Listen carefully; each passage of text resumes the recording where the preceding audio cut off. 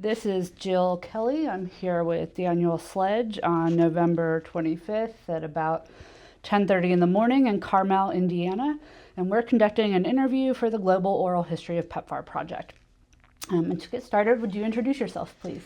I'm Randall Tobias, and I'm pleased to be here. Thank you. So we know that you've written a memoir about your youth and your career, but can you briefly tell us a little bit about yourself, your parents, where you grew up? Happy to do that. I grew up in a very small town here in Indiana called Remington. It's about halfway between Indianapolis and Chicago. It was about 1,000 people when I grew up, about 1,000 people now. My mother was a school teacher. My father ran the small bank, and it was a very idyllic place to grow up.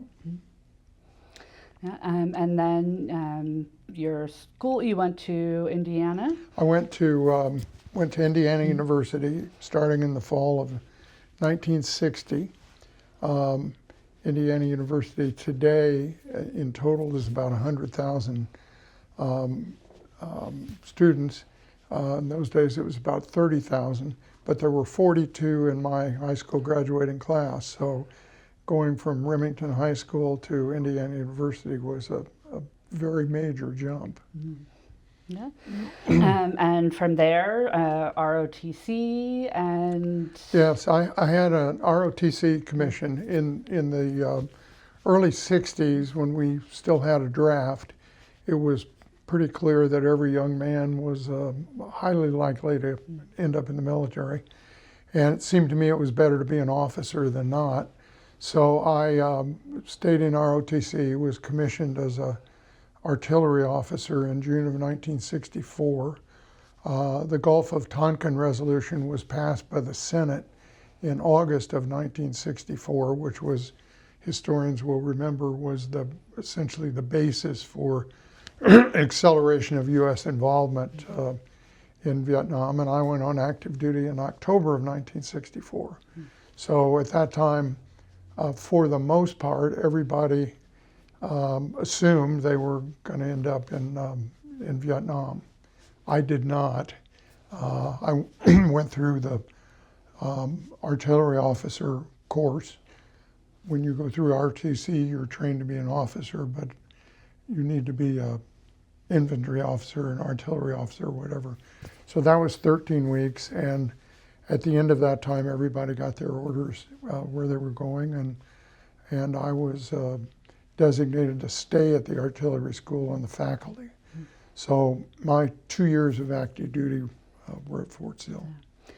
And then you returned to Indiana and really launched your career. I did. When I was in the last semester of my senior year, I received a telephone call from the AT&T recruiter who was responsible for Indiana University, asking if I'd be willing to take an interview. That was kind of unheard of, to actually hear from an employer. And they had a new program where AT&T had determined that one of the determinants of success, looking back retrospectively from people who had done well, the thing they all had in common was they had leadership positions as undergraduates, and more often than not, peer-selected leadership positions. So I was the president of the Indiana University senior class. That's what flagged my files.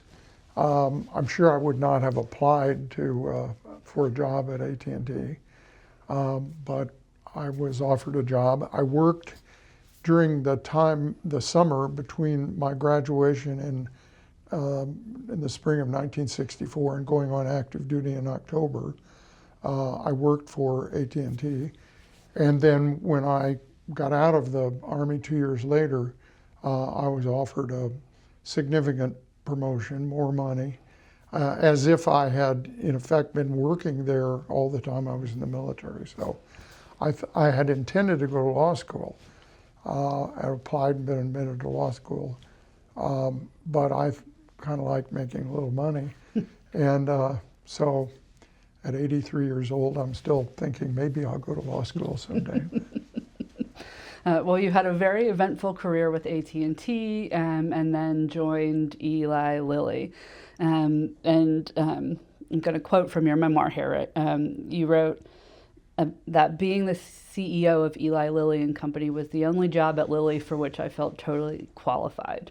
So do you want to tell us a little bit about how you started to learn about pharmaceutical research and health needs to complement the business skills that you brought with you? Sure. Let me back up a little bit about the background for that statement, because at the time I worked for AT&T, it was a very different company than people know today. It was 1 million employees. It's the largest corporation in the world. As I got to be one of the more senior people, I could probably get in to see the president or prime minister of some country more easily than the U.S. ambassador could. That was the kind of position that AT&T had in the world. AT&T had a wonderful development education program for its rising people, and so from those experiences, which led to my being the vice chairman of AT&T, which at the time was the number 2 job in the company, which is where I was when I eventually left. Plus, I had been on a number of corporate boards. I knew what was involved in running a company from the top, but as I said in the quote you're talking about, I wouldn't have been the best person to run the sales force. I wouldn't have been the best person at all to run research. I wouldn't have been the best person to be the chief financial officer, but I knew how to be a CEO. And that probably sounds strange to people, but I often thought I was probably the only job I was qualified to do. How did you go about learning more about pharmaceutical research and health needs? And I'm asking this question because I'm thinking about how that kind of experience would then help you as you come to take over PEPFAR. Well, I think one, in whatever job one is in, you need to try to know what you know and try to figure out generally what you don't know. And you also need to understand that you don't need to know everything. You need to know enough. So it involved a lot of listening, a lot of briefings, a lot of wandering around. You know, I would leave my office, you know, it would make people nervous, but I would leave my office and go wander around the company and walk into some laboratory and say, what are you guys doing? And so there was a lot of that kind of listening. But I'd say mostly it was through meetings and briefings. And I had been on the board of directors at Lilly for 7 years before I became the CEO. So I knew something from a very high level of what was going on.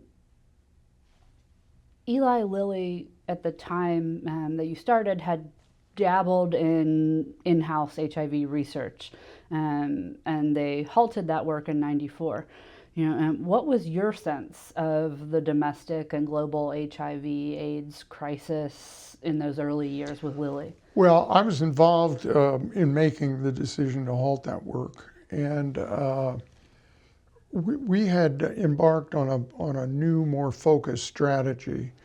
When I came to Lilly, the research was focused on 50-some therapeutic areas. I'm a big believer in focus, and so I didn't know what the right number was, but I knew it wasn't 50. And I asked the head of research to take some of his people, and by the way, he agreed with my assessment. He was newly appointed in that job. I asked him to take some of his key people and go off and think about what our criteria ought to be. Let's focus our research on areas that are unmet medical needs. Let's not try to find the fourth best and slightly better antibiotic when doctors are perfectly happy with what they're prescribing, and unless it's really a breakthrough, they're probably not going to change their prescribing habits. So let's look at what are the unmet medical needs. Let's look at what are we good at or potentially able to discover new drugs that are as good or better as our competitors. And where can we make money? I mean, we have a responsibility to the people who've invested in the business. And that means trying to understand market conditions for those drugs, trying to understand the cost structure of manufacturing certain drugs and so forth. So they came back and recommended to me that we ought to reduce the 50 areas where we were focusing, which, by the way, I used to describe like the movie, the baseball movie, Field of Dreams. You know, if you build it, they will come. That was kind of our research strategy. If we find it, we'll figure out a way to sell it, as opposed to really having a strategic intent. So they came back and recommended we reduce our focus to 5 strategic areas. Company today is pretty much still focused on, you know, they've evolved over the years, but it's a very focused research effort. And what was your sense of the HIV pandemic at the time? Well, I wasn't terribly aware of all the details as I became obviously later, but I was aware of all the acrimony, and the AIDS activists were in some ways their own worst enemy, because there wasn't a great deal of money to be made, given where the markets were for AIDS drugs, and if you were going to enter the market with AIDS drugs, it was going to be a lot more acrimonious and a lot more complex than a whole lot of other areas. So that was a factor. But we really didn't have a lot of things going on that generated a lot of promise and optimism that we were going to become a leader in that field, and that was the primary factor. All those things weighed into it. Well, how about the place of Africa then, right? Lilly had a number of overseas offices. How, if at all, was the continent of Africa on the radar in terms of research or sales, and also in your personal life? Well, Lilly at the time had a market presence in about 125 countries around the world. We did not have permanent physical offices in that many countries, but it was a very broad reach. But we weren't involved in Africa. AT&T had not been involved in Africa. In fact, my only up close and personal involvement in Africa was when President George H.W. Bush asked me and a number of other CEO types to go with Vice President Quayle on an economic exploratory visit to Africa to, in a sense, look for opportunities for American businesses to be more involved in Africa. But I didn't know much about Africa and had never been involved from a business point of view in Africa. Do you remember where you went? On that trip? Mm-hmm. I don't specifically, but I do still have, because I discovered it when we were downsizing recently. I have a T-shirt from that trip that has a map of Africa and shows the places that we went. I don't remember. How cool. No. How cool. Great. Okay. So you mentioned President H.W. How did you come to know the Bush families over the years? Well, I honestly don't remember specifically. George H.W. Bush, the senior President Bush, I think I probably first met in some kind of a meeting where business people were invited to the White House to help address some area or another. We became acquainted. I think he probably had more of an interest in getting acquainted with me because most people probably wouldn't know this. He served for a short time as a member of the board of directors of Lilly. This was in the short period of time when he was out of the government. I think, I don't know, I think maybe it was after he had been the CIA director. And it was a time when Lilly, which had been a family-owned company for a long time and had gone private or gone public, and was needing to add outside directors to the board. So we had that in common and became very well acquainted over the years. I think that maybe the first time I met George W. Bush was when he was running for president. I don't recall having met him before that. Okay, well, let's talk then about your path to the office of the Global AIDS Coordinator. You've written about a chance conversation with Mitch Daniels, who you knew from Eli Lilly. And this would kind of draw you out of your semi-retirement. Will you tell us about that conversation? Well, actually, I had been on the board of Colonial Williamsburg for 12 years. And Colonial Williamsburg, as well-governed organizations do, had term limits on the members of its board, and I was about to time out. And I had enjoyed being on the board of a nationally focused cultural organization. So I said to Mitch, I'm trying to think of other things I might like to be involved in. And I know that the board of the Kennedy Center, which, you know, is a national arts organization, is appointed by the president. So I'd be interested in knowing what it might take to be considered for that.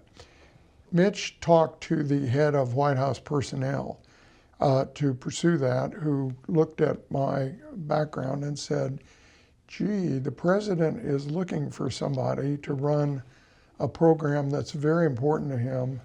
Would he be willing to come into the government and work full time? And I'm sure Mitch said, I doubt it. But Mitch got back to me and asked if I'd be willing to come to Washington and talk to some people. So that's kind of how it started. Mm-hmm. And they put on the table for you kind of two big options, right? The Millennium Challenge Corporation and some yet to be determined major program on HIV and AIDS. Had you yet heard of the President's Emergency Plan or the MCC? Well, no, I hadn't heard of either one. And actually at that point in time, PEPFAR, which wasn't called PEPFAR, I actually will take credit for calling it PEPFAR. It was called EPFAR. Mm-hmm. It was the Emergency Plan for AIDS Relief. Seemed to me the president ought to be getting some credit for what he was doing. So we added the P to the front end. But I believe the legislation either had been passed or was very far along in the process when I was approached. And I think I'm not positive about where the Millennium Challenge was, but I'd never heard of either one of them. Do you remember watching the State of the Union address that year? I'm sure I did, and the president's mention of what he wanted to do in the State of the Union address, I know caught my attention because it was sort of unexpected and not something that you would anticipate hearing. But, you know, it came and went. I doubt that I thought about it the next day.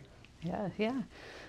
Well, and so you visit Washington and you're starting to think about whether you might get involved with one of these projects.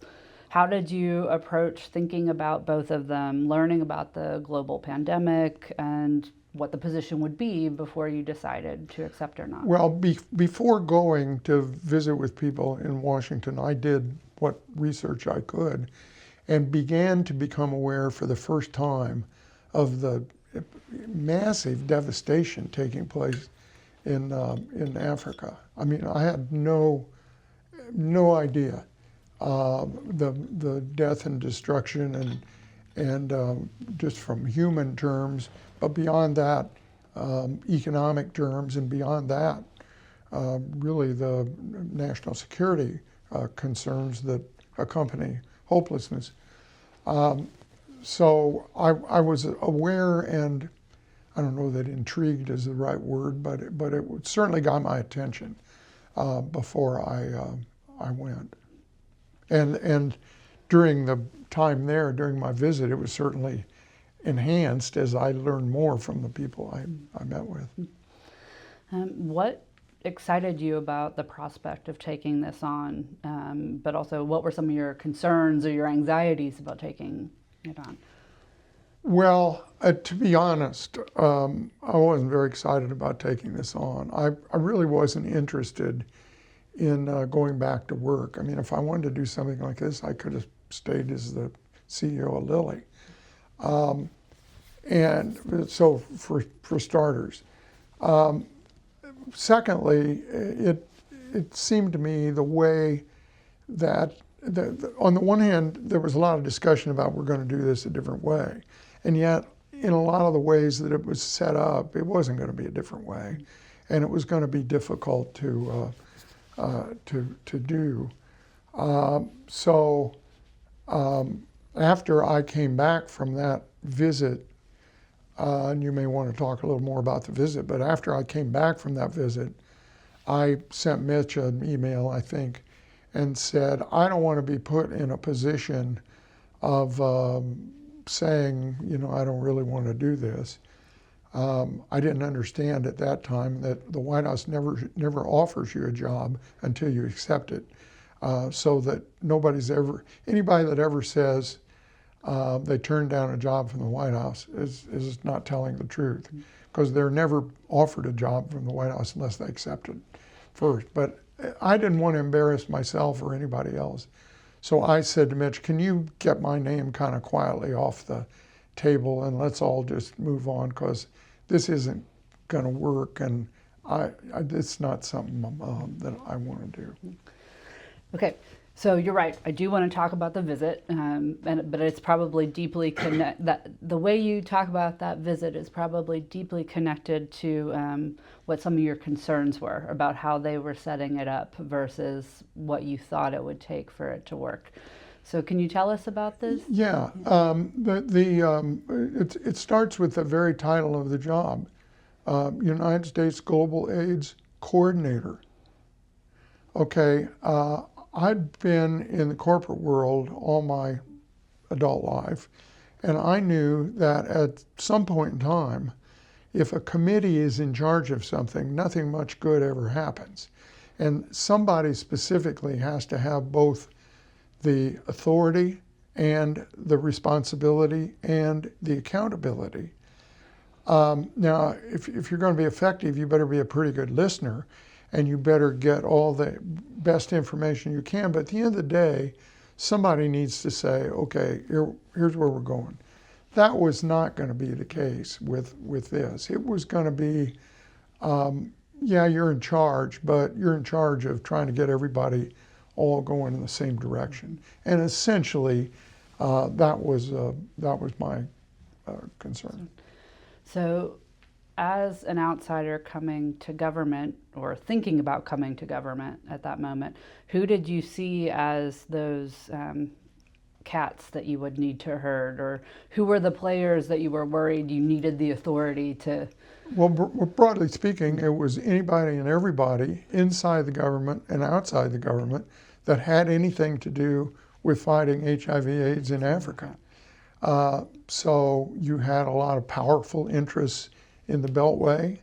There were a lot of organizations in Washington who really think they are in charge of government programs, and often they are, in terms of their influence in the process. And I'm not sure how much detail I knew at the time, but it was Health and Human Services and USAID and the Centers for Disease Control, and the list goes on. And everybody not only had their own ideas about what to do and how to do it, but people have egos, and people think their ideas are better. And so, and there was nothing about this job, it seemed to me, that was sufficiently empowered to really make it successful. And so how did you talk with President Bush about this? Well, after the first visit, when I talked to Condi Rice, I think, I may have talked to Colin Powell, I can't remember if that was the first trip, talked to Joe O'Neill, who was running the domestic, very small operation in the White House where he was the domestic aids person. I'm sure I talked to 2 or 3 other people lower in the organization who would have had knowledge about all of this. Dina Powell was the head of presidential personnel, meaning she ran the office that selected anybody that was appointed by the president, whether the president ever heard of them or not, was appointed by the president. And personally, she was responsible for identifying cabinet level people and higher level positions in the government. So I talked to her quite a bit, and she was very knowledgeable about what the president had in mind. So it was then, after those discussions and learning more about the specifics, that I went back home, had the conversation with Mitch, and then about, I don't know, 3 or 4 weeks later, I got a telephone call from Dina, who said, would you be willing to come back and have another conversation, because people, including the president, have been kind of thinking about this and would like to talk further. Well, I didn't want to go back, but in those days, as opposed to maybe now, if the president wanted you to consider doing something, I think well-meaning American citizens didn't say no. So I went back and talked. I know at that time I talked to Colin Powell, and I talked to Condi and others. And then I had about, I think it was probably scheduled to be 15 minutes, one-on-one with the president. Nobody was in the Oval Office but the president and me, and that's unusual. And it turned out to be somewhere between half an hour and 45 minutes, and it was a very candid discussion. The president made me feel, as he always did after that, made me feel very comfortable and that he really was interested in what was on my mind. And I remember telling him, because that was right before U.S. forces were going to go into Iraq, which was a fairly open secret. And General Tommy Franks was the commander of the organization in the military that would have carried this out and did. And so I remember saying to the president, if being the coordinator of this effort is such a good idea, instead of calling General Franks the commander of this, why don't you call him the coordinator?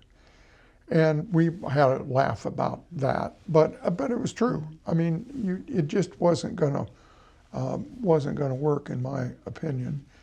But I probably left that meeting thinking that it was inevitable that I was going to say yes to this. I'm not exactly sure when I said yes. The more time that passes, things become a little fuzzier. But I probably verbally agreed to somebody, maybe Dina, maybe even the president, on that visit. But it was pretty clear that, okay, this is something that I need to do.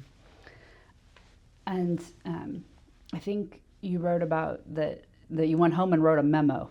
Yeah. Yeah. Do you remember what sparked you to do that? Well, again, it's based on my experience. Mm-hmm. It's one thing to have conversations. It's another thing when later on everybody has their own recollection of what took place in that conversation. So unless you memorialize things, it's unlikely that when the time comes to say, wait a minute, that you're going to have any basis other than, well, we didn't really, that's not what we meant, or we really didn't say that. So I wrote down the highlights, at least, of what I believed everyone had said, including my understanding from the president about, what he now had in mind. Now, you mentioned earlier that the legislation was kind of moving through and largely done by the time you had agreed. Yeah. Were you paying attention to some of the debates that were happening in Congress and in the press about what this program would be? Some, but really not a lot. In retrospect, if you have the kinds of positions in the corporate world that I did, you spend a lot of time in Washington. You spend a lot of time meeting individually with senators and congressmen. I had testified before congressional committees. I had known to some degree several presidents because I'd been appointed to work on some committee or something. But I was incredibly naive about how much infighting there was going to be on this subject. I assumed, given the magnitude of the problem and given the bipartisan support in Congress for the president's proposal to do something, that virtually anybody and everybody that had any interest in this or awareness in this, their motive would in effect be, what can I do to help make this successful? Not true. I mean, there were people who got up every morning trying to be sure I was not successful because they had other vested interests. People who were dealing with other humanitarian programs often viewed, to some degree correctly, that it's a zero-sum game. So wait a minute, if we're going to put $15 billion in the next 5 years into HIV/AIDS, where's that going to come from?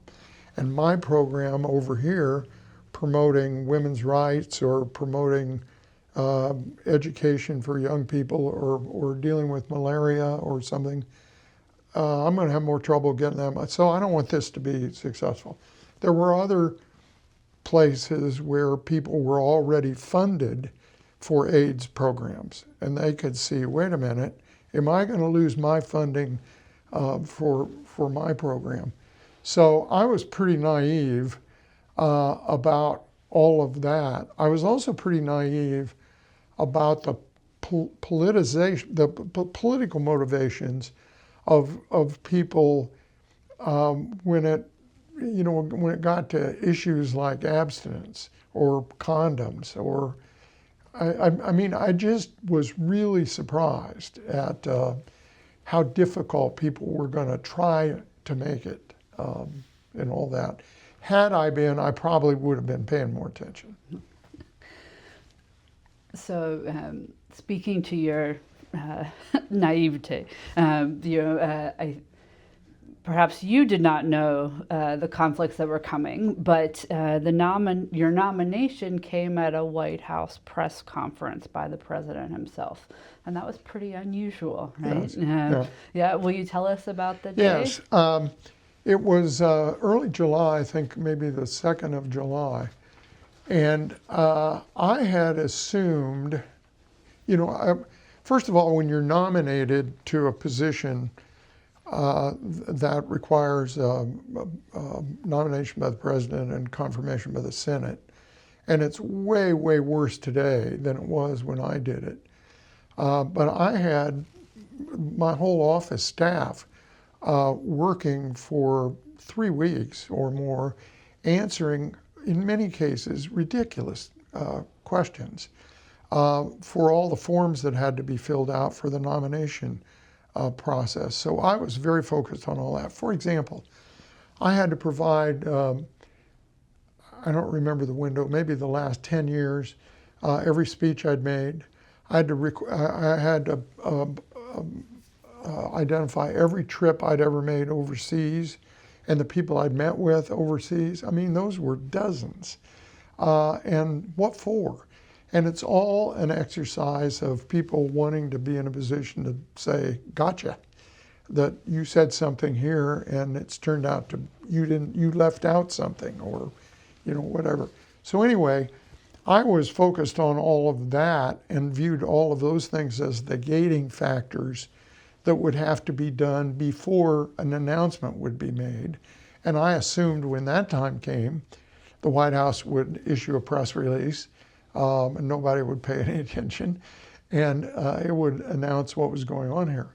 I got another call from Dina Powell, who said the president is planning to announce this in a Roosevelt Room announcement ceremony, and you and your family need to be there, and it's going to be on July the 2nd or whatever it was. Well, I was quite shocked by that. So those were the events leading up to that. And beyond all of the paperwork that you had to do for the nomination, how did you prepare for the nomination hearing? What were some of the kind of meetings and things that led up to that? Well, I need, before I go to that, I need to say a little more about your previous question and about the actual event that took place on when this announcement was made, because my family and I got to the White House as instructed, went wherever we had been told to meet somebody. We were eventually escorted into the Oval Office where the president and some other people were. And the president could not have been more gracious. Spent a lot of time with me and my family, with a lot of pictures, and describing the history of the Oval Office, the history of the Resolute desk, the various paintings and things he had in the office and why and what they meant to him and all that sort of thing. Then my family was, somebody came and said, we need to take you into your seats in the Roosevelt Room, at which point the president said to me, I want you to stay behind because we're going to have a short meeting before we go to the Roosevelt Room. So there were several people in the room, including Secretary of State Colin Powell, National Security Advisor Condi Rice, Secretary of Health and Human Services Tommy Thompson, Andrew Natsios, the head of USAID, Joe O'Neill, who was running the domestic AIDS office, maybe others, but those were the significant ones. And, we all know from historic pictures we see on the news of the president hosting visiting heads of state or other dignitaries, that opposite the president's desk in front of the fireplace, there are two chairs about like the one I'm sitting in, and then there are two sofas. And the president sits in one of those chairs, the one on the right, if you're facing the fireplace, and the visiting dignitary sits in the one on the left. I started to sit down on the sofa, and the president said, no, I want you to sit here. And there is a picture that, in fact, is in my book, documenting what I'm saying. So sitting on the sofas were all those very senior people in the government. Secretary of State, the National Security Advisor, the Secretary of Health and Human Services, the head of USAID, and so forth. And the president, in effect, said to everybody, look, I know there's been a lot of debate, which there had been, a lot of, to some degree, acrimonious debate among the various leadership that had a vested interest in this. They all wanted to have what became PEPFAR as part of the State Department, USAID, Health and Human Services, and the president acknowledged that and said, there's something to be said for all those things. But he said, we've had that debate. I've concluded that we're not going to do that, that Randy is going to be accountable to me. He's going to report to the Secretary of State for administrative purposes. And Colin Powell was great and gave me a lot of help and guidance about how to maneuver within the government in particular. He wasn't really involved in the substance of what we were doing, but he was incredibly helpful and very interesting. But I was not part of the State Department per se. But anyway, in this meeting, the president made very clear to everybody, he said, you need to tell all your people that if Randy makes a decision, we've agreed that he's coming into the government with the understanding he's going to be in charge of this, and you need to tell your people that if he makes a decision, he's speaking for me. I mean, you talk about being empowered. I mean, that was more than I expected when the president and I had that discussion in the Oval Office earlier. But I think it's an insight into the president's understanding of, if we're going to make this work, we cannot approach this in the way the United States government typically does these kinds of programs. As things developed, that was upsetting to a lot of people. But if we're standing here today, all these years later, and recognizing that 20, probably more than that now, million people are alive today as a result of PEPFAR, and we might say, why? Well, there are a lot of reasons, but in terms of what we're talking about right this moment, that meeting in the Oval Office was a critical factor as to why 26 million people are alive today. Had I not been empowered from that meeting, none of this would ever have happened. Did you feel in the room that everyone was on board? Well, they heard the president. And as in many of those kinds of meetings in the government and the corporate world, I think people kind of internalize those things as saying, okay, those are the rules until I figure out some way to get the rules changed. But yeah, people did understand that. Great. Okay, so the announcement is made. Your family is in the audience at the White House. How do you prepare then for the nomination? Well, the nomination itself was fairly perfunctory. It was a matter of all this administrative stuff, which may or may not still exist someplace. I doubt that anybody ever read all the stuff that I put together. But part of the preliminary process, if you're going to be approved by the Senate, confirmed by the Senate, is you go around and you seek an appointment with every member of the committee that needs to report out on your nomination. In my case, that was the Senate Foreign Relations Committee. At the time, Senator Dick Lugar of Indiana, who'd been a personal friend for years, was the chair of the Senate Foreign Relations Committee, ironically.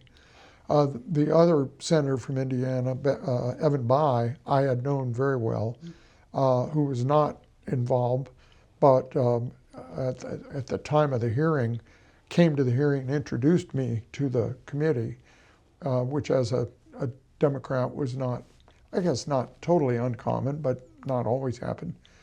And then Senator Joe Biden was the ranking Democrat on the committee.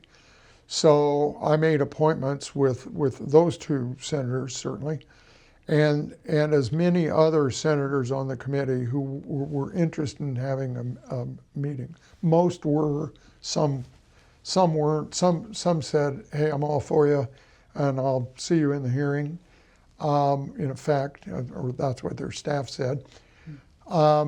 So I made the rounds of doing that, and it was informative in some cases to learn what people were interested in, or what their questions were. In more cases than not, the message to me was, thank you for being willing to do this. This is very important, and you can count on me to do whatever I can do to help you. And that was true of Democrats and Republicans for the most part.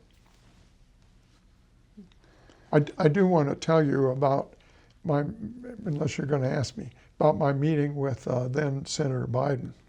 Please do. Senator Biden, to put it gently, was viewed, I think, in the Senate during his time there as a kind of a traditional, old-style politician, as opposed to somebody who was heavy into the substance. So when I met with him, it was clear that he hadn't really done any preparation. And he had a paper in his hand, which I assumed had been handed to him by somebody on his staff right before we sat down. So he said, now, are you a medical doctor? And I said, no. Are you a public health expert? I said, no. Do you know a lot about AIDS? No. Do you know a lot about Africa? No. Well, why in the world did the president nominate you for this position? And I said, well, I can only tell you what the president told me. And that is, to some degree, because the answer to those questions is no, but the answer to other questions is yes. What the president was looking for, based on how we're going to try to approach this, is someone who has experience in putting together and running large, successful, multinational organizations. I think the president would say, and I would certainly say, Senator, that there are lots and lots of very capable, very dedicated people around here who would answer yes to one or more of your questions. And we're going to heavily utilize those people. But that's not the skill set that the president was looking for in nominating somebody for this job. That's the first time in formulating that answer in my mind, that's the first time I'd actually kind of verbalized it to myself to summarize exactly what was going on here. And I think that was probably the end of my conversation with Senator Biden. So you said some of these meetings were pro forma. Yeah. There are meetings like this with Senator Biden. But also I think one of the topics that often came up in the preparatory meetings was the nature of prevention and the nature of prevention education. Yeah. And you earlier said, you hadn't realized to what an extent this would become a hot button issue. How did you understand the debates that were happening? Well, what I didn't, but what I came to understand later was that President Museveni of Uganda, who had more than other African leaders, had come to grips with the impact of AIDS and the fact that things had to be done. And he is credited, meaning he and his staff, I don't know who specifically, but he's credited with having developed this concept that became known as ABC. A for abstinence, B for be safe, be faithful within a sexual relationship, and C, condoms. And it really goes in that order, that the theory behind that approach to prevention was to, particularly with young people, say to them, look, you need to be abstinent from having a sexual relationship until you are old enough and are in a committed relationship. You get married or you're in some other kind of committed relationship. That's, and it's true. That's, I mean, if people aren't having sex, they're not going to transmit AIDS sexually. Okay, then if that doesn't work, then you go to B, and B is you need to be faithful within whatever relationship you're having. Now, we Americans would think, okay, that means you need to be faithful with your spouse or your partner. There are places in Africa where a man might have 4 wives. So perfectly acceptable within the local culture. So be faithful then means that the man needs to stay within that group of 4 wives. Okay, if people are not going to be faithful, or if they're not in a relationship and they're not going to embrace abstinence, then the third choice was condoms. I didn't realize how politicized all this was. So my attitude at that point was, I don't know much about any of these things. I need to learn more about this, but whatever works. I mean, my focus is not some political agenda. My focus is a public health agenda and figuring out what needs to go on. But you're right that in the conversations with several of the senators, they made clear that they had a view of abstinence is really important, because if we're not promoting that, the U.S. government is a party to promoting promiscuity. That was that view. The view over here was, hey, don't listen to these people, because the only way you're really going to prevent AIDS is if you distribute condoms. And that became a pretty big deal. But at the time, that was kind of when I was learning about it. And then after all of these meetings, the confirmation hearing itself was kind of anticlimactic. Yeah, You want to tell us how you experienced? I showed up on the appointed day at the meeting of the Senate Foreign Relations Committee. As people may or may not know, it's unusual for the full committee in any committee to sit there through any hearing unless it's something where they're going to be on TV a lot. And so there's a lot of coming and going. And so it opens with the chairman introducing the nominee. Then in this case, Senator Lugar introduced Senator Bai, who said nice things about me. Then the chairman makes an opening statement. Then the ranking minority member makes an opening statement. And I do remember that the committee hearing was delayed, which I was told was not too unusual, because Senator Biden at that time was commuting back and forth between Delaware and Washington by train, and the train was often late. So the committee hearings were often delayed, waiting for him to get there. And he and Senator Lugar had a good relationship because they'd worked together, on this committee for a long time. So I do remember that. And then as various senators' turns came up to ask questions, they would, mysteriously appear in the room because a staffer had said, you need to get here in the next 2 minutes. And I don't remember a single controversial or difficult thing. The senators all have 3x5 cards that somebody's given them. And in some cases, they're personally very knowledgeable and care about this a lot. But in many cases, they were thanking me for being willing to do this, and they had questions of one kind or another. What did I think about this or that? But it was very non-confrontational, totally. Now, throughout this process, you encountered a number of assumptions about you and your nomination and what your role would be as the first ambassador in OGAC. Do you want to share some of those assumptions?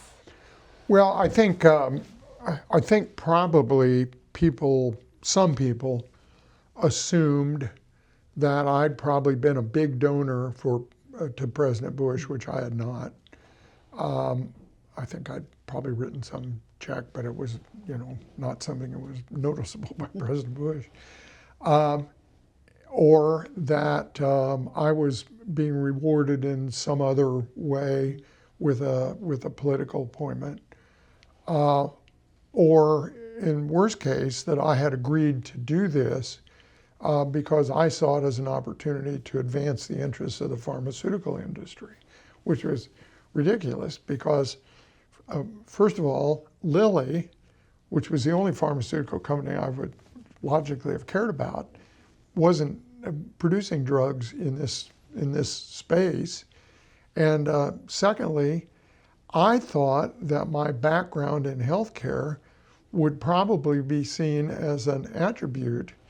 But as we know often in government, if you're qualified to do a job, that's viewed as being not qualified to do the job because you probably represent some special interest, as opposed to assuming that you bring some expertise in that field. Mm-hmm. Yeah, and so how did you navigate that? Well, I navigated that as I did everything else during my time in Washington. I did what I thought was right. Having been, well, for starters, unlike a lot of political appointees, I didn't have my hand up saying, hey, can I have a job in Washington? And oh, by the way, I'm hoping that job will lead to a better job in Washington. You know, I was not in that category. So I felt a certain freedom, I suppose, that if things got to the point that I just really didn't think I could get my job done, I would say to whomever, you know, I think it's time for me to resign and go home, and people do that. So I've felt a little more freedom than I think a lot of people do to do what I thought was right. And what I learned is sometimes when you push back, the people that are pushing go away. I would frequently be told as the months and years went on, you'd get calls from, or you'd be told by your own staff that the White House wants this or the White House wants that. And what became known as my stock answer was I would say, now, is that the president or is that the White House pastry chef? Because, you know, somebody in the White House, but who is that? And if I was cooperative, I don't mean to say I was in any way uncooperative. And I certainly did anything that the president wanted, but I don't remember the president ever asking me to do anything. The president was very interested in the progress we were making, very interested. And very interested in how we were doing at advancing toward the goals that had been set. But he didn't have any interest in telling me what to do. I don't remember ever talking to the president about abstinence, be faithful, or condoms. And so, you know, none of that kind of direction ever came from the White House. In fact, I got Karl Rove, who was the principal political person in the White House, once called me and said, I'm kind of getting the feel that so-and-so, who he identified, is likely to call you and is likely to tell you that he has my support about something in that arena. And he said, I just want you to know that's not true. And he said, you know, the president has asked you to do this job. You need to do the job, and don't let anybody think I'm trying to influence you on how you ought to do the job. Mm-hmm. That's kind of the environment from the White House point of view that I was working in. So also, while you're waiting to be confirmed, you were, you know, supposed to keep a low profile, but you got involved when needed. Will you tell us about? Well, I think it has become less so, okay. Particularly with this president, maybe those immediately preceding him. But in those days, when the Senate was exercising way more power than it does today, it was viewed as dangerous and unseemly for a nominee to be doing anything that would suggest the nominee thought they were actually going to get confirmed by the Senate. So, as an example, the president took a trip to Africa shortly after the announcement in the Roosevelt Room, and I was not invited to go along. which was crazy, except it was part of the culture that until I had been confirmed, I couldn't be in some position that looked like anybody thought the confirmation was just perfunctory. So meetings continued to go on. Whatever groups had been involved in the government, in USAID or HHS or the State Department or the Defense Department or whatever, that were working on HIV continued to do that. And the people involved in that, I think at least to some degree, kind of assumed they were going to continue with PEPFAR and the PEPFAR money and the PEPFAR program, that they were the ones that were really going to continue to do this. And that, you know, people would bring a decision to me and I'd say, okay, probably not yes or no, but probably okay. You know, I'd be involved in the ceremonial events, or, you know, I would help promote it, or I would appear on television, or those kinds of things. But I don't think a lot of people, or at least some people, assumed that I was not likely to be a political appointee who was going to act like he was the CEO of the program. So there, in the lead up to your confirmation, there was a meeting. It was kind of State Department meeting with the various interagency HIV/AIDS players, and you were not necessarily invited, but decided to show up. Do you remember that? Well, it was not that I was not necessarily invited. I was not invited, and which to some degree wouldn't have been totally unusual, but given the subject matter of the meeting, it was totally and completely inappropriate. Somebody, I don't know who, stuck a provision in the legislation at the last minute requiring the head of PEPFAR, once confirmed, to provide to the Congress a strategy document. And it was in a very unreasonable time frame. It was like within, I don't know, 60 days or 90 days or something. You know, at a time when it would have been impossible to have a total staff together and all these things. So the subject of this meeting, to which I was not invited, was people deciding how they were going to put together the PEPFAR strategy document. And that was, in my view, that was something I was going to do. I mean, logically. So I showed up at the meeting, but I did sit, you know, back or a chair against the wall rather than at the conference table to try to conform with, you know, the customs and traditions.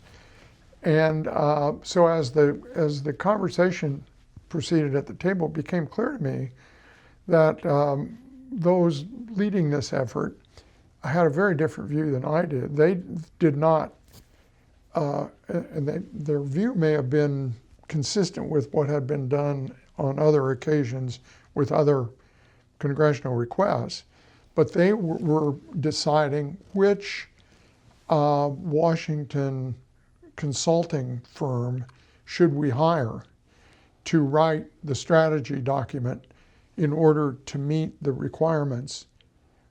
But there was no thought that that strategy document would ever have anything to do with what PEPFAR was going to do. Another example of kind of the way things, at least sometimes, were done. So I scooted my chair up to the table and said, no, we're not, this is not the way we're going to do this. And I said, this, whether the Congress is requiring this document or not, I want to put together a written strategy document so that everybody understands what we're going to do and how we're going to do it. And in putting that together, I need to gather the best information I can. But at the end of the day, I've been given the responsibility to run this program, and I need to be the fundamental person responsible for what's in the strategy document. And subsequently, that's what we did. And also during this time, some of those players are kind of making moves to be ready to spend the money, right? Because it has been approved by legislation, your nomination is underway, but the money is being found, right? And they want to be ready to spend it as soon as it's there. Do you remember any part of those discussions? Yeah, I do. And let me back up and expand a little bit on who the players were at that point in time, because there was a small group of people. Let me cite Mark Dybel as an important person in this group of people, who had, at the president's direction, developed the plan that became PEPFAR. So they were very much inside understanding what the president wanted to accomplish. Then there was this other group of people who had been involved in running different PEPFAR programs, in many cases, very good, very effective people who had done to the best of their ability and with the limited resources they had, who'd done very good work, but were more of a business as usual kind of group that were over here. So I was listening to the people that the president had appointed and designated as we began to put this together. I think go ahead. No, I was gonna say, so Mark Dybel is what prompted my question, right? Because he remembers, saying we're being allocated a large amount of money, and if we don't start spending it, they're going to say we're not going to. It was even bigger than that. The tradition would have had Washington deciding what we're going to do and how we're going to do it, and telling people in the field to go implement it. I knew that would not work. That was not the way it worked in the corporate world, where you had subsidiary organizations all around the world, where Lilly couldn't be deciding in its corporate headquarters exactly what the best way was to get its objectives accomplished in Japan. Lilly in the headquarters could decide the allocation of resources and strategically what it wanted to accomplish. But the head of Lilly in Japan was in the best position to decide how to do that. Well, that was my natural instinct of what we were going to do here. So I think even the good people who had been involved in designing this plan had assumed that there would be a more top-down approach to this. They'd also been around longer, that they'd been bruised and battered and didn't trust, a lot of the organizations to do what PEPFAR was going to decide to do anyway, and therefore they thought they needed more control over this. So Mark's point of view, I'd say, I don't want to put words in his mouth, but there were really two elements. There was the element of, we're going to have all this money, we need to start spending it. There was also the element of, and we're going to spend it by deciding which Washington-based organizations we're going to engage to carry out our programs. I was reluctantly dragged into what became, I forgot what we called it, but it was phase one. Track one. Track one, of all of this. Because I thought it sent the wrong signal to the people in the field as to, I was telling them, we're going to decide what to do, but we're going to engage local organizations in figuring out how best to do it. And then we turn right around and use Washington organizations to distribute large sums of money.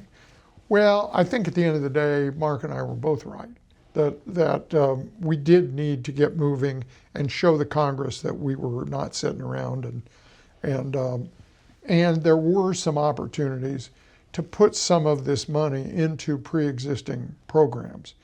But when you do that, you're really funding the program that that organization wants to carry out, not implementing the program that the president and when I say the president, I'm speaking broadly of the president and Mark Dybel and Tony Fauci and other people who are involved in designing all of this.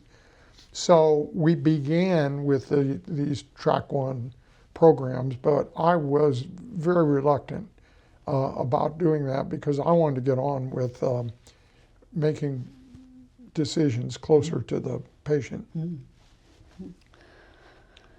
Okay, so at this point, the office is launched, right? Well, it was launched, but there was a lot of. I quickly figured out that unlike my experience as a CEO, where you need to, somebody needs some office space. First of all, you probably don't even know it, but somebody needs some office space. You got an organization of buildings, and they take care of all that and get it all done. I didn't have any of that.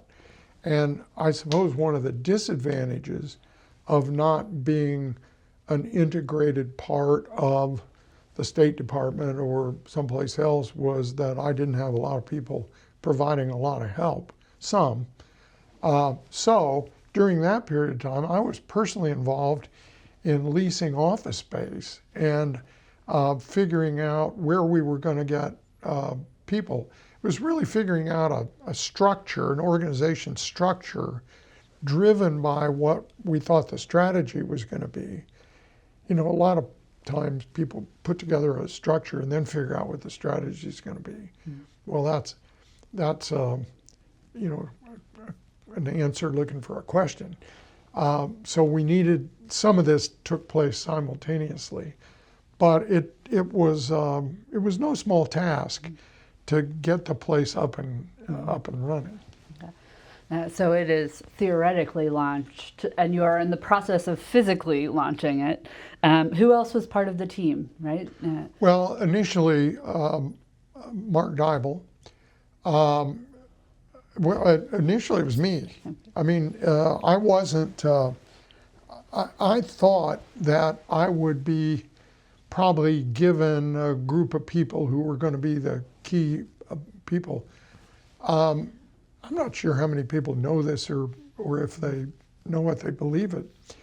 But I was given zero direction. There were a lot of people who thought they were going to be in this organization. I was given zero direction by anybody, by the president, by president's personnel, by anybody, about anybody.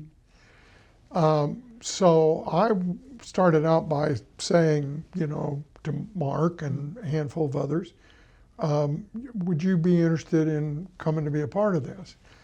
I assume Mark, I don't know that we've ever talked about this, but I assume Mark assumed that he would be part of this. Certainly it wouldn't have been the success it's been without Mark. Joe O'Neill, who was running the domestic program, I think anticipated that he would have a major role in it. And I think between the two of them, they knew a number of people that they identified. I didn't know anybody. So they knew a number of people. So that kind of got us started with a core. It was suggested to me that, Richard Armitage, who was one of Colin Bowell's best friends, and at the time was the Deputy Secretary of State, who I didn't know before all of this. He was another person that was at that Roosevelt room meeting. Richard Armitage suggested to me that in navigating certainly the State Department, but also navigating the world on the ground in the countries where I was going to be, it would be really helpful, he thought, if I had somebody working for me who was a former U.S. ambassador and a career Foreign Service officer and that Ambassador John Lang, who had a very distinguished record, was available if I was interested. Once again, he didn't say, you're going to get, or didn't try to say that, but I was eager to do that. That created a little instant conflict because I needed to make Joe O'Neill the deputy global AIDS coordinator. I needed to make John Lang the deputy global AIDS coordinator. I learned, didn't know at the time, but I learned that if you're the deputy and there are other deputies, then it's really important to you to be the principal deputy. So that got into a typical, thing about who was going to be the principal deputy. And my solution was, we're not going to have a principal deputy, which was unheard of. But anyway, they were both made significant contributions in the early days in getting this done. And John was very helpful in connecting me with the people in the State Department. He'd been an ambassador in Africa, and so he knew the people in the State Department working in Africa. And of course, Joe had been involved in anything and everything having to do with AIDS domestically, so he knew that world. So they were both very helpful in getting this started. As it evolved, they both went off in other directions, but it wouldn't have gotten started as successfully as it did without their participation. I want to pause before we move on to questions about and then what, to kind of introduce PEPFAR for the layperson, right? Like as you are getting this office off the ground, what is the office and what is the role of the ambassador for PEPFAR? Well, it started, as any program like this should, with simple, easily understood goals that had to do with identifiable numbers to be achieved within 5 years in prevention, treatment, and care. When you get to be my age, you have trouble remembering the numbers, but at any rate, that was the only thing that the president was focused on, was achieving those numbers in 5 years in prevention, treatment, and care. So, and prevention meant if you could look at a chart of the increase in AIDS infections, and look at that line, if you looked out 5 years, what would it take to have that line be, I think, 5 million less than it was projected to be. Treatment meant, we've got literally millions of people who are infected. How do we save their lives by getting them on antiretroviral drugs so that life can be sustained? Care had to do with taking care of people who were impacted by this pandemic. So orphans, it was not uncommon in Africa to find a 10-year-old who was the head of the household taking care of a 8-year-old and a 7-year-old sibling. Nobody's experienced these kinds of things in the United States unless you kind of see that up close and personal. So there was care for that, care for people who were dying and there wasn't anything you could do about it. So there were a variety of care areas, and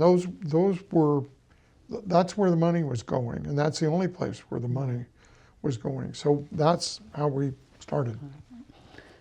So I'm sure there weren't very many typical days, but can you walk us through what a day in the life of the ambassador was? Well, sure, and you're right, there weren't any typical days, but It involved a lot of office time, getting processes in place and figuring out how we were actually going to do this. A lot of personnel issues of getting the right people in place. A lot of, I'm going to call education time of getting people to understand, no, that's not what we're going to do. This is the kind of thing we're going to do. A lot of outreach, a lot of time spent going to sit down with individual senators or congressmen and who were interested. And there were, nobody in the House was involved in my confirmation, but there were a number of people in the House who were very interested. And they tended to be more, the House members tended to be more focused on some issue they really cared about, like more condoms or less condoms or whatever. So there was time spent on that. There was time spent with the media to kind of build support for what we were doing. There was time speaking. I got lots of invitations to speak to organizations and groups that had an interest in all this. That was important. And those were things that really nobody could do but me. Nobody could do but the person who was in the role that I was in, which therefore meant me. And there was a need for me to actually get on the ground in Africa and figure out what was going on there and what we needed to do and get acquainted with the people and sell myself to get people to have confidence that, I mean, the president, even under the circumstances I'm describing, the president of the United States can put your name on the box on an organization chart, but I don't care whether it's that or the corporate world or whatever. No organization decides you're the leader. I mean, you're not the leader of an organization until the people in that organization decide that you're going to be their leader. So people who think they're going to be a dictatorial leader, it might work for a while, but it isn't going to work long term. So I spent a lot of time trying to do team building and get people all involved. So, no day was the same, but it was made up of elements of those kinds of things. Okay. So we talked a little about the emergency rollout, the kind of track one partners. Can you tell us a little bit more about how that worked and then how you were developing what would come after track one? I was personally more focused on what would come after. Okay. So I'm sure that the conversation you've had or will have with Mark Dybel is going to be more insightful on that because he really kind of took that on and carried that forward. I will tell you about one conversation I had with the then head of Catholic Relief Services, very capable organization and well led, but he came to me and had a proposal that would have been part of this this track one program, and I've forgotten the amount of money, but it was something that would seem modest today. I suppose it seems like it was $50 million or something that he wanted from PEPFAR money. And to sell this, he was telling me that they had a program in Kenya, I think, that had been ongoing for something like 26 years. And I said, that's not something I'm interested in, because what I'm interested in is putting together programs that are going to help people in Africa be self-sufficient. They may need some funding, they're going to need technical support and so forth. But I'm not interested in American organizations being on the ground in Africa forever with Africans being dependent, because that's not going to have a happy ending. But I think his attitude was pretty much reflected Washington-based organizations. And I'm not disparaging the Washington-based organizations. They were dedicated people who could have made a lot more money doing different things, were working for these organizations. They were working very hard and they accomplished a lot. It just wasn't consistent with what we were going to try to do. So tell us about then that process, right? How do you set up country-specific response teams under ambassadors and help them develop operating plans? How did you hope these would work? How did they get off the ground? Well, at the same time that we were putting an organization together in Washington and figuring out in granularity, in detail, what is it we're going to try to get done and how are we going to measure it and so forth. I learned early on, like within a few days of my confirmation, as I recall, that the ambassadors in sub-Saharan Africa were about to gather in one place and have a meeting. And so I invited myself to that meeting, and they were gracious enough to welcome me. So I flew to Africa, and we had this meeting, and I, in effect, said to them, maybe literally said to them, I have a new job, and so do you, because I really want to enlist each of you, and I hope you're willing to sign on to be the local leader of the implementation of PEPFAR in your country. Well, they were all enthusiastic about that. I didn't realize at the time, but there was nothing comparable to the amount of money and the opportunity that PEPFAR presented for their representation of the United States in their country. Some ambassadors had already been more engaged in this than others, but it was more, I placed the ambassadors at that point in time on a scale from enthusiastic to euphoric. It was not oh no, I don't want to do that. And what I explained to them, and we had a discussion to talk about this, but I had learned by that point in time that there were more people on the ground than you could imagine in every country focused on AIDS. There were people from not just Health and Human Services, but from every part of Health and Human Services. There were people from the Agriculture Department. There were certainly State Department people, Defense Department people. Peace Corps. I mean, it was just all over the map, and they had no particular strong leadership. They had kind of in some countries, but not all, they did have a interagency team to try to coordinate things, but it was nothing like what we had in mind. So what I said to the ambassadors is that I want you to be in charge. I want you to put together an interagency team that's going to represent all the organizations in Washington that have some ability to contribute to all of this and some involvement. They're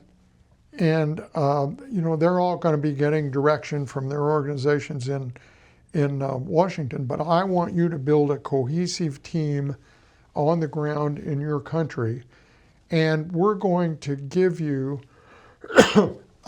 goals for your country. In other words, we're going to take the treatment, prevention, and care objectives, and we're going to break them down country by country, so that if every country achieves its objectives, we'll achieve the total objectives.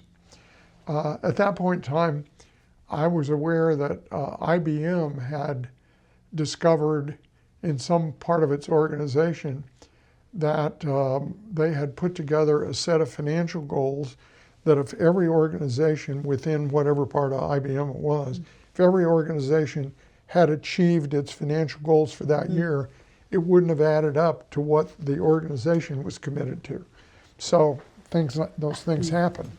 And this was a kind of a process of getting all that in place. And in the meantime, back in Washington, people were figuring out what is the process by which we're going to get this done, so that these infamous country plans will be developed.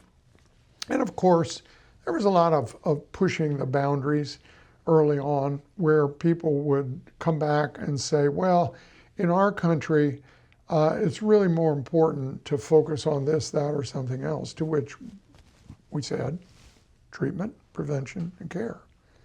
I would frequently be told that, we need to spend money on food security, because when people get on antiretrovirals and they start getting better, they develop an appetite, and in order to get healthier, they have to eat.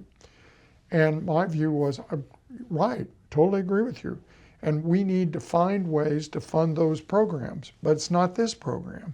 Because if we start taking money that's focused on treatment, prevention, and care and spend it for other things, we're not going to accomplish what we have in mind here.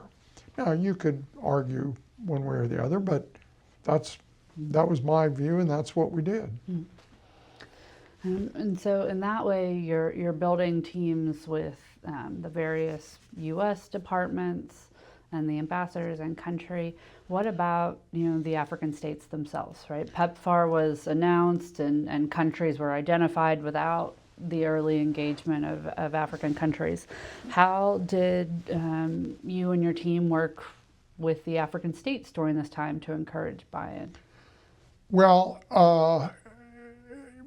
it was different in different countries. There were some countries where the leadership of the country was very enlightened. They were working hard, trying to figure out the best way to approach this in their country, and they very much welcomed U.S. help, not just financially, but also the expertise that came along with that. There were other places, South Africa notably, where AIDS didn't quite fit their strategic vision of their priorities, of what they really had hoped to be able to do in South Africa. So their approach was, let's pretend it doesn't exist. And so the dealings with the South African government initially were somewhat contentious. My first meeting with the woman who was the health minister in Africa did not go well. She berated me for the fact that we had the audacity to be bringing money into South Africa for these kinds of programs rather than giving it to her. Further, she thought we were totally out of place given South Africa's position with respect to other sub-Saharan African nations. We were totally out of place to be spending money in other countries. And we ought to be running our entire program by giving the money to the health ministry in South Africa to in turn determine how best to use that money in other countries in South Africa. She had some theory, as I recall, that some native African root vegetable was a potential preventive or cure for AIDS. But so where we could, we tried to invest some money in strengthening the capabilities of health ministries. But we didn't put a lot of money into the governments. As is well known, there's as much corruption in governments in South African countries as any place in the world. Not universally, but there are places where a lot of the money gets siphoned off and it gets spent with programs that are being run by somebody's cousin, which means the cousin's going to funnel money back to whoever the decision maker was. And we didn't have time for all that. So what I'm saying is it was a mixed bag, and we had some places we were welcome with open arms, and we couldn't have done what we got done there without the government. We had other places where we did what we did in spite of the government. And how did all of this work in relationship to the Global Fund? Well, the Global Fund was, in my view, at that point in time, an organization that liked to have meetings. They viewed a successful output as producing a paper that everybody could agree to. There was a lot of political decision making about how their money was going to be distributed and who was going to get what and for what, and there was a lot of it was run by a lot of career people who made their careers working in the public sector in various of these countries. I used to tell my staff, be wary of a health minister in an African country who's wearing a Rolex watch. And you saw a lot of that kind of thing. So I wasn't a big fan of the Global Fund. President Bush had been involved before PEPFAR in helping to launch the Global Fund. Tommy Thompson, who was the Health and Human Services Secretary, was the chairman of the board of the Global Fund. I was on the board of the Global Fund, but in those days, I didn't view it as an organization that was probably going to accomplish a lot. Conversely, there was great animosity toward the United States and toward PEPFAR from countries who were participants in the Global Fund because they wanted the money that was going to PEPFAR to go through the Global Fund.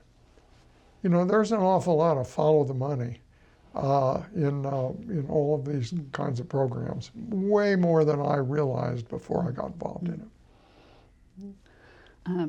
You mentioned Secretary Thompson.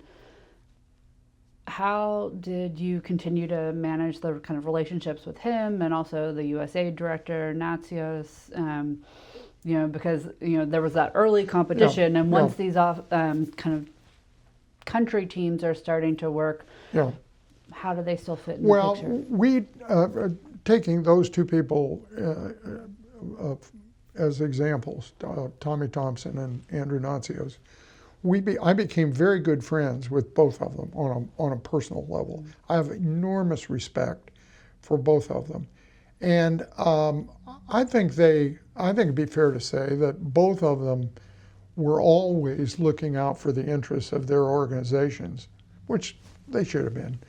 But they were very supportive of what I was trying to do. I think they came to understand pretty quickly that they could trust me and that I only had in mind, the best interests of trying to accomplish what we were all trying to accomplish. We found ways to work together in a very positive way. And neither one of them I would have ever viewed as a roadblock. Now, people in their organizations, yes, but both of them as individuals were terrific. Will you tell us, in your first year on the job, you were part of a delegation with Secretary Thompson and others, including Ambassador Holbrooke, to the African continent to visit some of the AIDS projects. Will you tell us about that? I will, and but let me give you an anecdote about my friend, the late Ambassador Richard Holbrooke. I did not know him, and don't let me lose my train of thought on your question. I did not know Ambassador Holbrooke other than by name, and he was pretty famous. He'd done a number of things, including negotiating the Dayton Accords. That took care of things in the former Yugoslavia. He had been the UN ambassador, United States UN ambassador, so he was pretty well known. And shortly after I was nominated, I'm not sure I'd even been confirmed. I got a telephone call from Ambassador Holbrooke, and he said, I just want to introduce myself.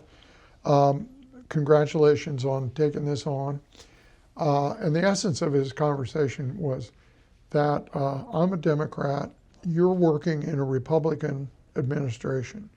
There are things, I'm very interested, he was very interested in AIDS. In fact, he was running an organization that was principally focused on corporate interests in South Africa, where corporations were having trouble keeping people working because they were either sick or they were home taking care of people who were sick or whatever. So he was knowledgeable and very interested.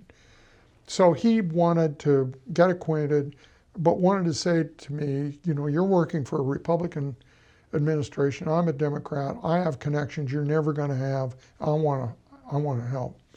At the end of that conversation, before we hung up, boys, remember this. He said, I do want to tell you that there's one thing that you're going to get permanently from this miserable job. Those were his words. This miserable job you've taken on, and that is the title of ambassador. And he said, don't be embarrassed about using that later on, because it's going to get you restaurant reservations and other things in life. And we became good personal friends and socialized a bit. And I was very saddened when he had a very premature death. But anyway, the trip you're talking about had been planned before the president made the PEPFAR announcement. And it was a trip that was going to be led by Tommy Thompson and Andrew Natsios and Richard Holbrooke were part of the effort. So that became a little awkward after I came on the scene. So we made it very non-awkward in that Tommy invited me to be the co-host of the trip. Because on the one hand, it didn't make any sense to cancel the trip. These were a number of people in and out, inside and outside the government, who had an interest in AIDS. And the trip, the logistics had all been put in place and so forth. And it had it was going to accomplish something of getting people better informed about all this. But it would have been, sent all the wrong signals for this trip to have been taken place and my not having been involved in leading the trip. So that's the way we did that. And Tommy was duly deferential to me during the trip. I was doing the duly deferential to the fact that in the government hierarchy as a cabinet secretary, he outranked me. And it was a very friendly and I think very successful trip. What do you remember about it? Well, I remember all of us being shocked and saddened by a number of the cases we saw of abject poverty. I remember one day in Uganda, we divided into small groups, and I was with Julie Gerberding, who at the time was running the Centers for Disease Control, very talented lady. And we were in a village meaning about 8 mud huts with thatched roofs, dirt floors, and it was one of the villages that was served by the existing program where people had been hired and trained to go from the clinics on motorbikes, small motorcycles, out into the boondocks to deliver medication and provide training and treatment and so forth. But anyway, I remember, I picture it, Julie and I sitting on the ground in front of one of these huts with a woman and her son. That very day, the son had completed our equivalent of 8th grade, which was as far as you could go in Uganda without having the money to pay fees to go to our equivalent of high school. So his education was done. His father was buried out behind their hut, having died of AIDS. His mother was infected and probably was going to die of AIDS. So he was probably going to be a marginally educated orphan, teenage orphan, in an area that I think the best data, as I recall, was about 60% unemployment. So no prospects for much of anything. That was the kind of hopelessness that I think all of us kind of knew about, but we didn't really know about, and that seeing it and touching it. So I remember all of that. There were also humorous moments. It's traditional in a lot of cultures, and particularly in Africa, and I've had this same experience a number of times, for the village elders, in paying respect, to give you something of value to them before you leave the village, and more often than not, that's a cow or chickens or whatever. So Tommy was gifted a cow, and when you're a United States diplomat, one objective you have in life is never leave the village with the cow. So Tommy, being well aware of all this, figured out a way to promptly gift the cow to one of the organizations that provided food in the village, to provide milk as part of their program.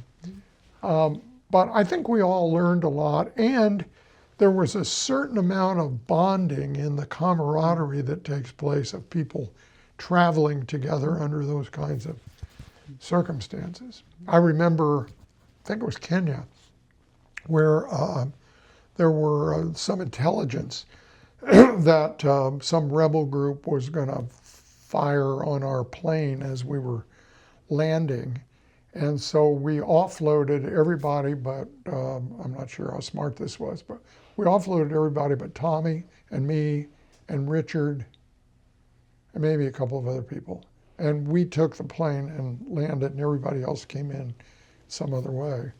And we were on a plane that was able to, scatter the foil to deflect missiles and all that. And so I remember leaning out, everybody leaning at the window looking for the flash of a launch down there someplace. But I'm not sure we were ever really at much risk on that trip. I was on other occasions. But anyway, I'm glad we did the trip, and it was successful. And you had a number of other trips. I think I read that you tried to visit every country that was receiving PEPFAR money. Yeah, at least once. Yeah. And a number of countries I visited several times. Almost as soon as PEPFAR started spending money, you had to give your first progress report to the Foreign Relations Committee. Do you remember having to do that kind of reporting? Well, I remember having to do that kind of reporting, and I don't remember specifically any of those hearings, but I never felt like we had to be embarrassed or be concerned in reporting about anything we were doing, because I think we were thought then, think now. We made phenomenal progress. But the one thing I do remember, more in the House than in the Senate, you mentioned the Senate Foreign Relations Committee, but in the House Committee on Foreign Affairs, which is the House counterpart, where traditionally, Congress people, representatives tend to be a little more political, and so I remember in the process where you're questioned by a Republican, then you're questioned by a Democrat, then you're questioned by a Republican. So I remember being questioned by a Democrat, a woman I think from Minnesota, who was a little to the left of left, and she was very focused on, we ought to forget abstinence, we ought to forget we ought to forget everything but condoms. Condoms was the only answer. And she was criticizing me up one side and down the other on the fact that we had not, in her view, taken an aggressive enough approach on condoms. And we were spending too much time listening to these other people over here. Well, the fact was that at that point in time, I had already, I'd been there 6 months maybe. I'd already purchased, the United States government had purchased, at my direction, more condoms than had been purchased in the entire Clinton administration. But, she was talking to her constituents as much as me. Okay, her time was up. The next Republican came up who was berating me for why I was buying any condoms, because that was just promoting sexual promiscuity. So that was kind of the political, you can tell I didn't really think that the U.S. House of Representatives, for the most part, was adding much value. There were individuals who were, but by and large, the institution and the processes were not adding much value to the success of PEPFAR. So you mentioned purchasing condoms. The kind of procurement of drugs was another thing that people often had questions about. And you brought to the position significant expertise and knowledge about generic drugs and the debates around them. What was the status of generic HIV drugs when you became ambassador, and how and when could they be purchased, and did this change over the course of your tenure? Well, the effective drugs, the antiretroviral drugs that were of value in Africa were all under patent protection. The uninformed but well-intentioned thought that the word generic was, that the definition of the word generic was a drug that's not made by a research pharmaceutical company. The real definition of a generic drug is a drug that's gone through exactly the same rigorous review process with the Food and Drug Administration as a drug from a research pharmaceutical company, but it's at a time when time has elapsed and it's no longer, the drug is no longer under patent protection, and therefore it can be manufactured by another company. Now, the sale prices are much, much cheaper because those companies do not have to recover the hundreds of millions, in today's world, billions, that the research companies are putting into everything it takes to get that drug to market.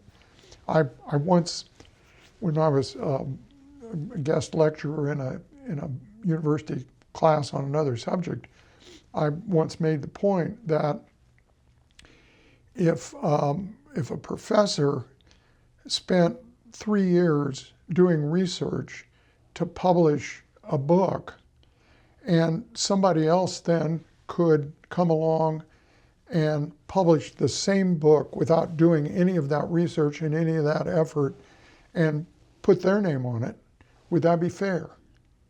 Because that's kind of the situation with research developed drugs and generic drugs. Now I take a lot of generic drugs, but in those days there was all this misunderstanding. So we were getting a lot of criticism from AIDS activists and from people overseas that we were not buying generic drugs, but the generic drugs they were talking about were not drugs.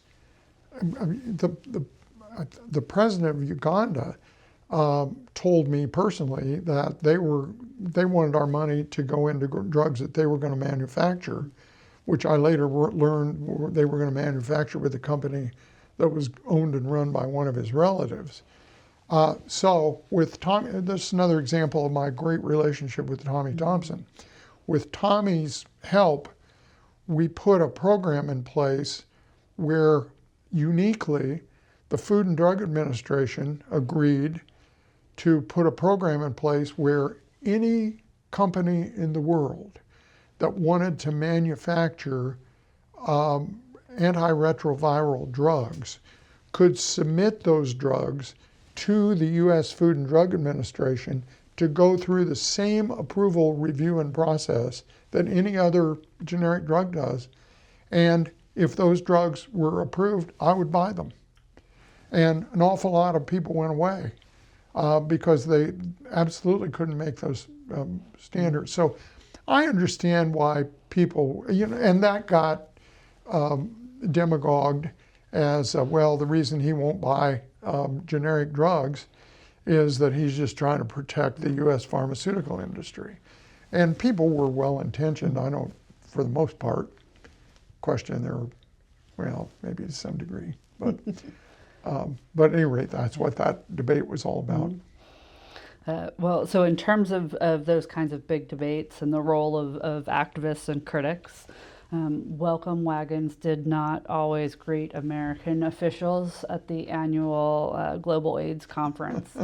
And you shared that experience in 2004 in Thailand. Will you tell us about that? Yeah, that was the annual global gathering. Again, it was a gathering that lasted several days, happened to be in Thailand that year. And Tommy Thompson had appeared at the preceding one. I think they were every 2 years, maybe. I'm not sure.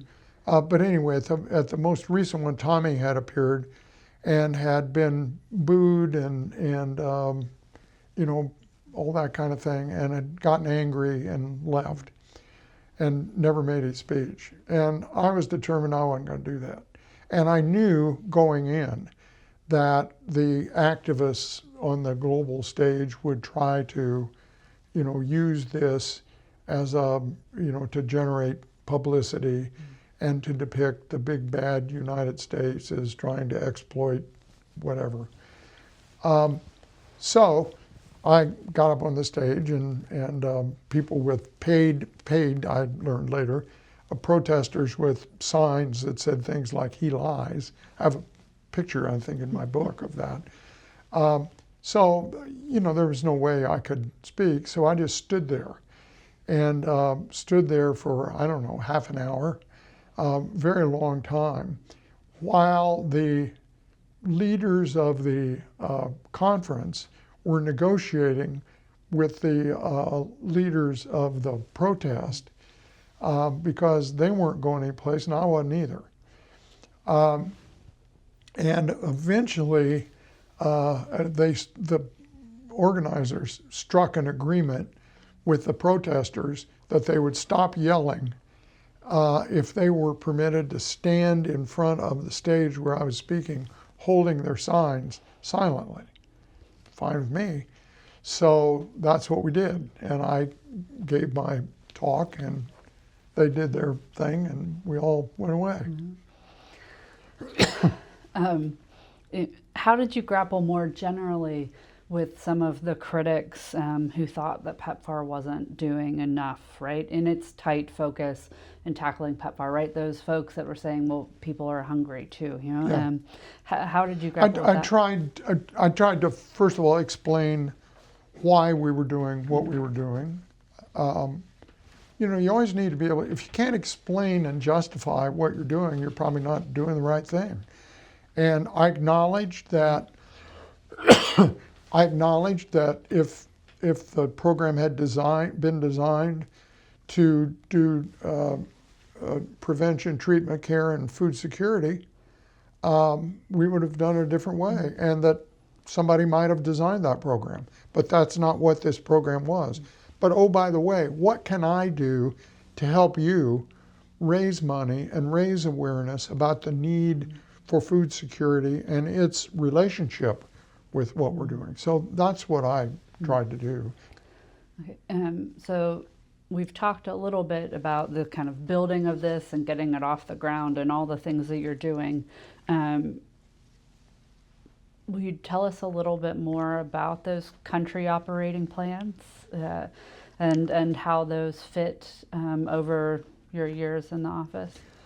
Well, the thing that no one in the development community was used to was accountability. Now, I'd say no one, that's probably an overstatement.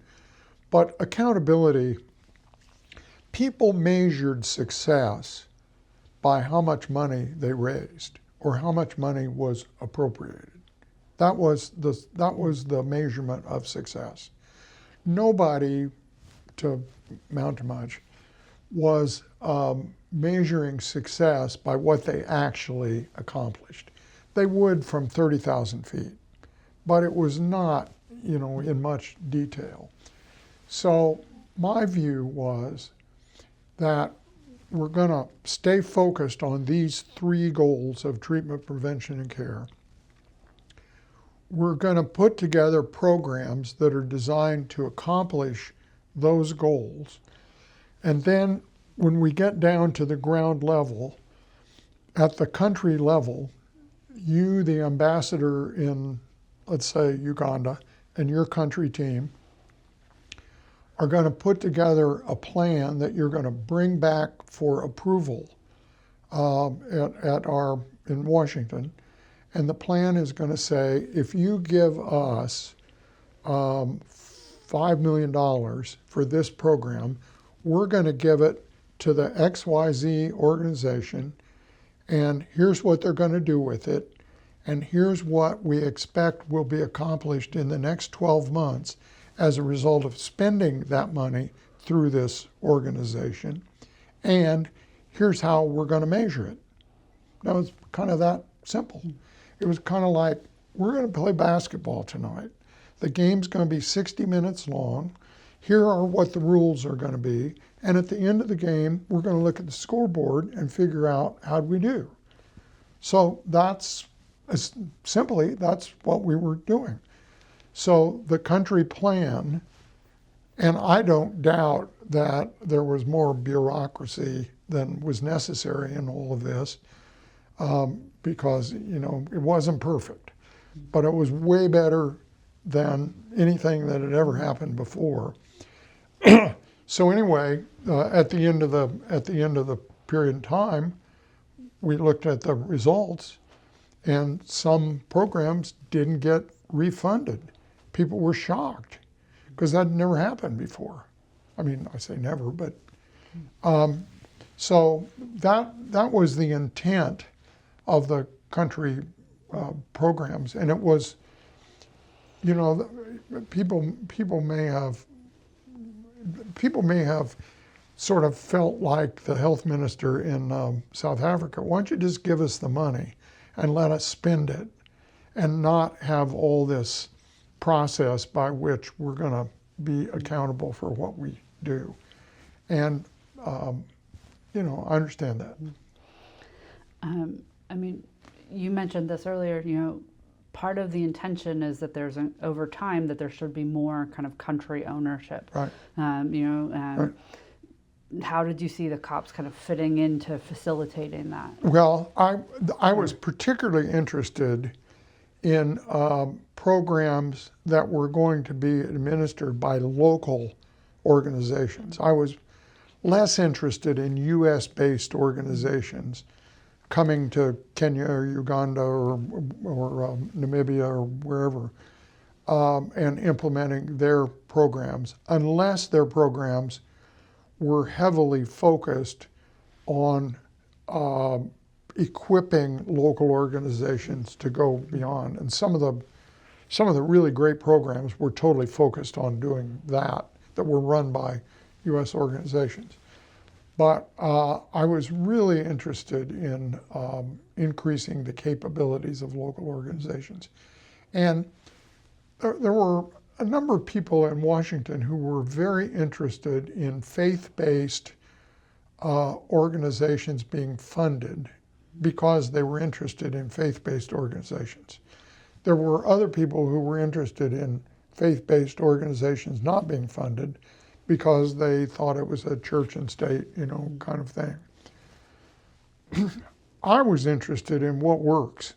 And on the ground, in the villages in Africa, in many cases, the only respected, sustainable, stable institution is the local faith-based group, whatever it may be.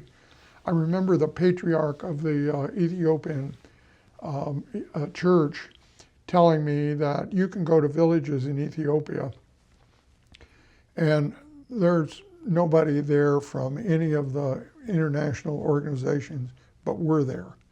And so we were funding programs that that church was doing, for example.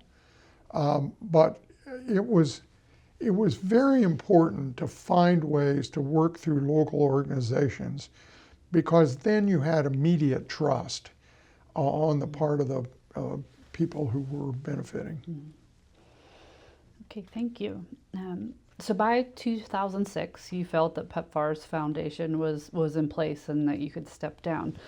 You had taken succession planning very seriously in your previous work. What did that look like in OGAC?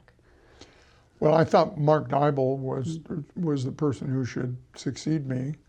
That was not a view that was shared in a number of places because there were some political considerations. But in the end, Mark was appointed, and I don't mean there was a lot of opposition, but it wasn't, I thought it was a no-brainer. Mark had done an extraordinary job and been very supportive of what I was trying to do. He'd been one of the architects. He'd been fighting AIDS, all of his medical career. So I was extraordinarily fortunate to have him. But, sometimes people are in roles like that, and the worst thing in the world you can do is promote them to the next level where the requirements are very different. There was 30 years or so ago, there was a book written called The Peter Principle. You ever heard of that? Written by a professor, I think, whose last name was Peter. And the Peter Principle was that more often than not, everyone gets promoted one level beyond their competency. And he had all kinds of examples of somebody who was absolutely the most outstanding first grade teacher that you could possibly have, got promoted to elementary principal and was a dismal failure, and so forth. You get the picture of what the Peter Principle is all about. So that's something that CEO types, need to be very careful about. So someone like Mark Dybel, not Mark, but someone like Mark Dybel might have been extraordinarily successful and an enormous contributor, but not necessarily the right person to do what the ambassador needed to do. I thought he was, and I think as it turned out, he was. Instead of returning home, you took on the new role of Director of U.S. Foreign Assistance and Administrator of USAID. What kind of lessons from PEPFAR did you bring into that role? Well, we tried to do the same thing. And I'm pleased to say that some of what we put in place is still being used, and it kind of turned the way foreign assistance was done upside down. But essentially, we identified all the areas where the United States has the capacity to provide meaningful foreign assistance. We identified all the countries that were currently recipients of United States foreign assistance. We identified the categories of issues that existed all around the world. And that could be everything from failed states with no laws, to states that were doing pretty well, but they really didn't have a good healthcare system, or they didn't have a good education system, or whatever the case may be. So we took all these countries, we took all these categories, and we took the philosophical objective, which was new, of we ought to have as a goal our development being able to graduate that country and are not being in that country anymore. There was no USAID lead person in any country in the world who saw it as his or her job to say, I think we ought to close down what we're doing here. It was, we're going to do this forever kind of thing. So we tried to change that philosophy.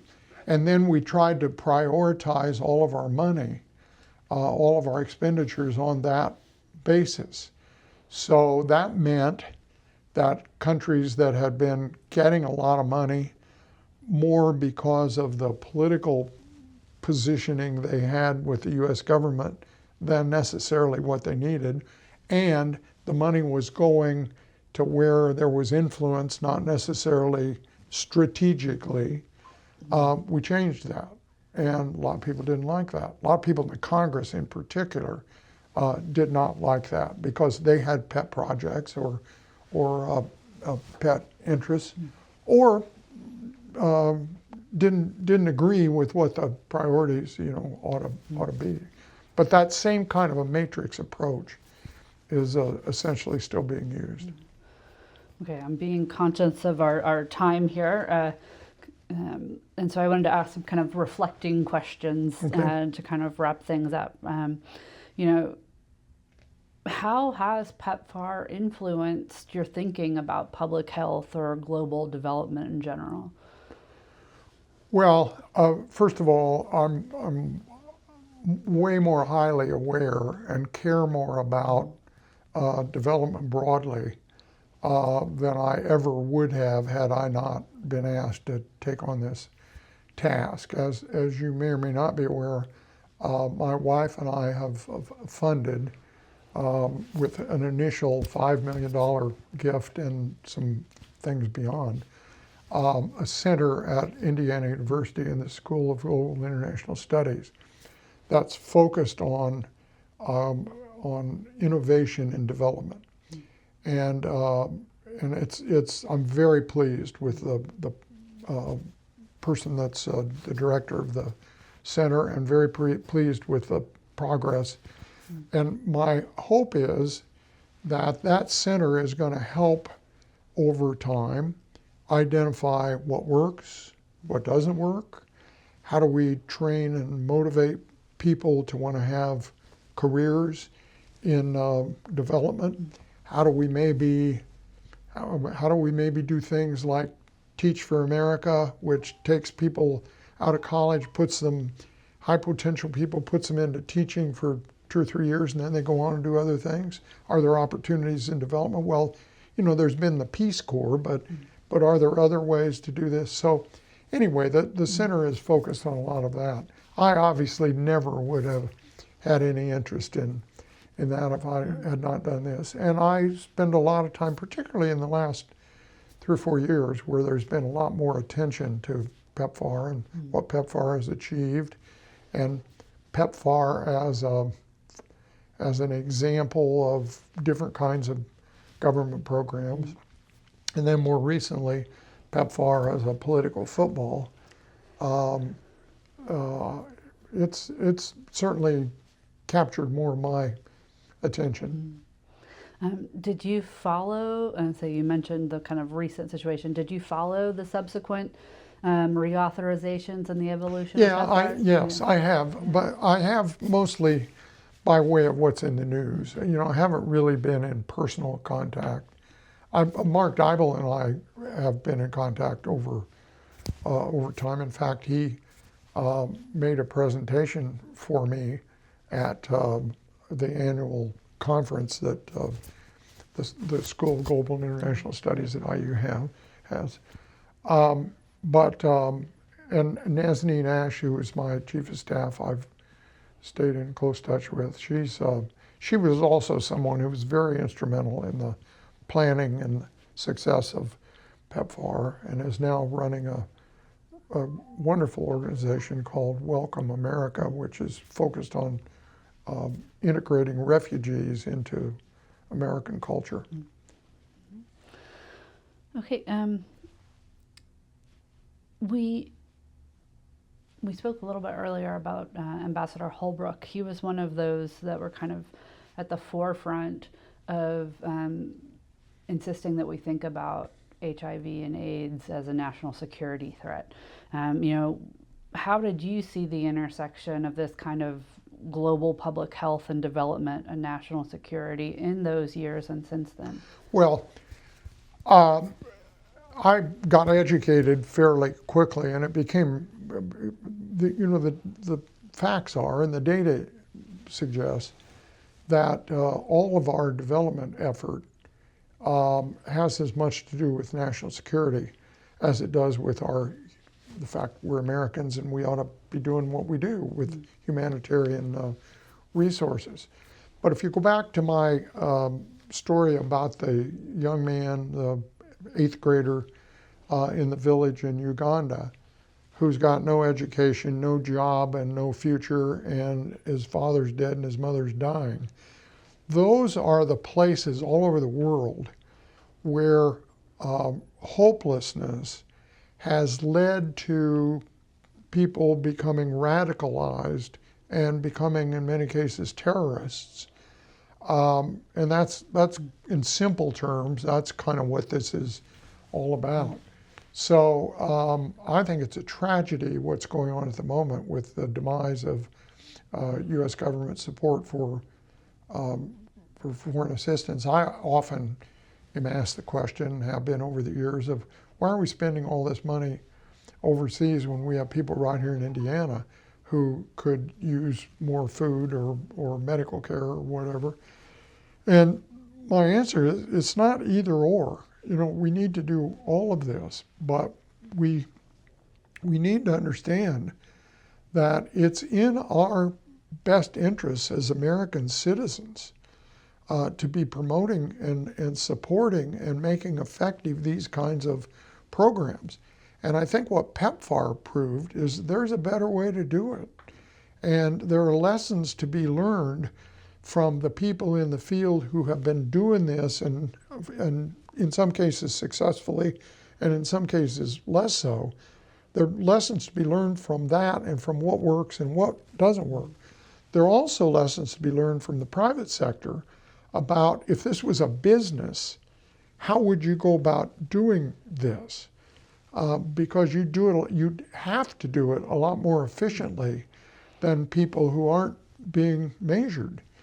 So I think what PEPFAR demonstrated, and look at the numbers, I think what PEPFAR demonstrated is exactly that there are, PEPFAR couldn't have happened without the dedication of hundreds and hundreds and hundreds of good people who are carrying all this out, both Americans and not. But it also couldn't have happened without taking this very different approach than has ever been done before. Yeah. I think that is a wonderful note to end on, unless we've missed anything. No, I don't think so. You've been very generous with your time. And if we have, read my book. Yes. Thank you so much. Yeah.